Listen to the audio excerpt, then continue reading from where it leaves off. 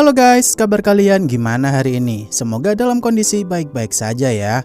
Kali ini admin akan bahas Battle Through the Heavens versi komiknya. Tentu saja versi komik ini mungkin akan membuat beberapa dari kalian kurang suka karena karakternya jadi kartun alias 2 dimensi. Intinya kalau kalian suka sih silahkan disimak saja. Tapi kalau kurang suka dengan versi komik ini ya silahkan skip video ini saja. Baiklah, tanpa berlama-lama lagi, inilah spoiler alur cerita kelanjutan dari episode 150 nanti.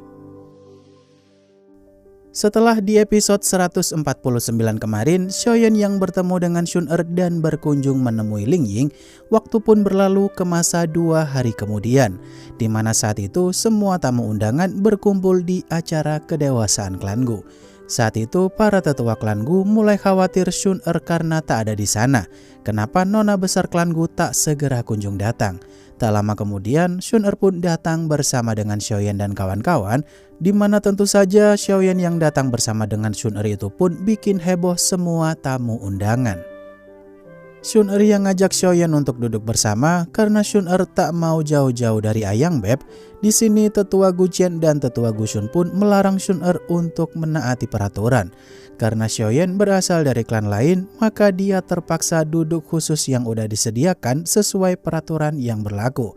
Namun Shun-Er yang menentang dua tetua tersebut dan ngotot pengen duduk dengan Xiaoyan, Shun-Er pun sedikit emosi karena harus nurutin peraturan itu demi nama baik klan Gu. Xiaoyan yang saat itu menenangkan Shun-Er sambil berkata kalau dirinya baik-baik saja. Shun-Er pun mulai sedikit tenang nih, karena bagaimanapun Shun-Er terbilang cukup sulit untuk mengendalikan emosinya itu kalau ada yang meremehkan Xiaoyan di sana. Setelah itu Xiaoyan pun merasa ada yang kurang dengan tempat duduknya di sana, di mana dia pun ngambil bendera salah satu penjaga. Dan pada akhirnya Xiaoyan pun menuliskan kata klan Xiao di bendera besar itu dengan api surgawinya, sambil berkata kalau Xiaoyan hadir sebagai perwakilan keluarga Xiao. Para undangan yang begitu kaget kalau Xiaoyan berasal dari keluarga Xiao, tentu saja banyak dari mereka bergumam nih tentang klan Xiao yang mengalami kemunduran karena mereka tak punya keturunan dengan garis darah Dodi. Di sini tetua Gu Qian yang nyuruh Shun-Er untuk duduk di tempatnya sana, ternyata Shun-Er masih bandel nih guys, dan malah mau duduk di dekat Xiaoyan tanpa mempedulikan ucapan para tetua. Tetua Gu Qian yang nyuruh Shun-Er untuk balik ke tempatnya karena Xiaoyan bukanlah pemuda yang pantas untuk mendapat perlakuan khusus dari Shun-Er. Seketika Shun-Er pun marah banget nih. Kalau sampai kapanpun tuh Shun-Er tak akan mau menuruti kata para tetua klan Gu kalau mereka menentang hubungan Shun-Er dengan Xiaoyan. Dalam situasi kacau ini, para tamu undangan pun cukup bingung juga nih. Kenapa nona besar klan Gu begitu membela Xiaoyan mati-matian? Padahal keluarga Xiao udah lama turun tahta dari 8 klan kuno. Beberapa saat kemudian kakek Mang yang datang ke tempat itu sambil berkata dia akan membela Xiaoyan.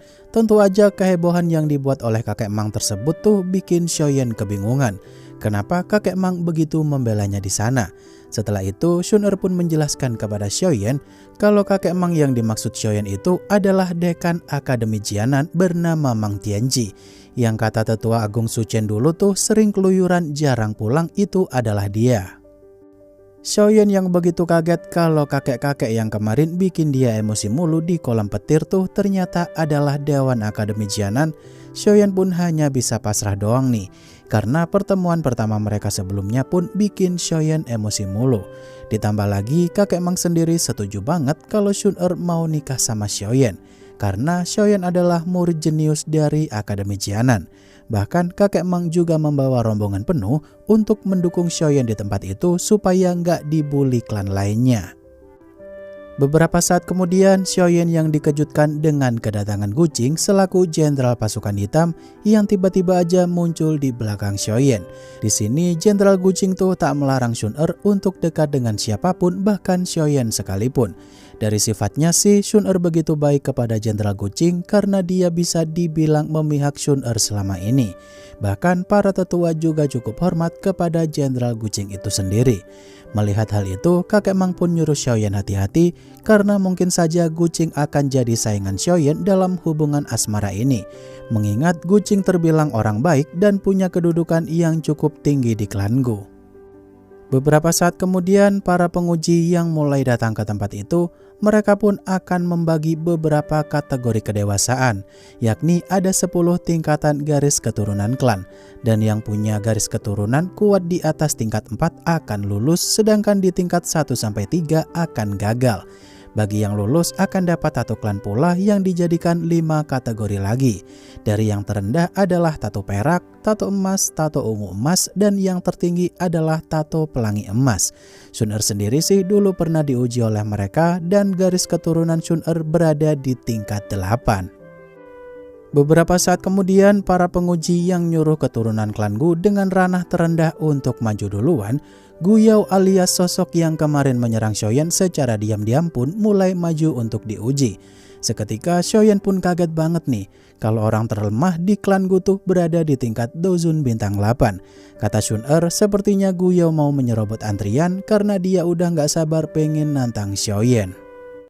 Setelah Gu Yao diuji oleh para tetua, hasil mengatakan kalau garis keturunan klan milik Gu Yao tuh berada di tingkat 8. Tingkatan tersebut mirip seperti tingkatan milik Shun-Er saat dia ikut ujian di masa lampau. Kata Jenderal Gu Jing, mungkin sekarang Shun-Er bisa mencapai tingkat 9 atau lebih, karena Shun-Er sekarang tuh jauh lebih kuat dari sebelumnya. Di sini Gu Yao juga mendapatkan tato klan di tingkat ungu emas yang menandakan kalau prestasi Gu Yao selama jadi anggota klan memberikan dampak yang cukup besar.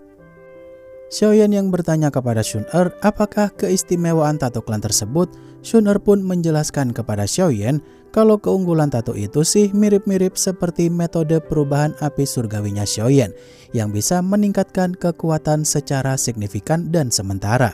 Di sini proses pembuatan tato klan milik Gu Yao pun selesai dan tanpa basa-basi sih Gu Yao meminta para penguji untuk diam sejenak, membiarkan supaya bisa menantang Xiaoyan di sana. Karena ini adalah momen yang udah dinantikan oleh Gu Yao.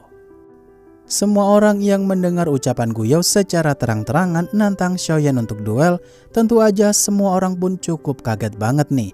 Karena peraturannya tuh pemuda klan Gu hanya boleh nantang sesama pemuda klan Gu doang. Kata Gu Yao sih kalau Xiaoyan takut untuk maju, ya mending duduk manis aja di kursinya sana. Mendengar hal itu, Shun-Er pun marah kepada Gu Yao kalau tindakannya itu sangatlah kekanak-kanakan. Xiaoyan yang menerima tantangan Gu Yao karena ini menyangkut harga diri Xiaoyan pula, para tetua klan Gu pun segera bergegas membuat formasi pelindung di sana. Karena pertarungan kultivator Dozun tuh bisa bikin bangunan sekitar nanti hancur. Dalam pertarungan itu, Xiaoyan emang terlihat kurang diuntungkan banget karena perbedaan ranah mereka berdua terbilang cukup jauh. Dan ketika Xiaoyan bertekad akan membuktikan kepada semua orang kalau dirinya tuh bisa bersaing tanpa mengandalkan garis darah keturunan Dodi, sayangnya adegan tersebut adalah ending dari chapter kali ini. Waduh, chapter berikutnya bakal gimana tuh? Apakah Xiaoyan nanti langsung make metode perubahan api surgawinya untuk mengalahkan Gu Yao? Untuk kelanjutannya sabar ya, admin usahakan besok upload kelanjutannya lagi. Jangan lupa untuk kasih like-nya kalau kalian suka dengan konten ini. Akhir kata, terima kasih udah nonton sampai akhir dan sampai jumpa di video selanjutnya. Bye-bye.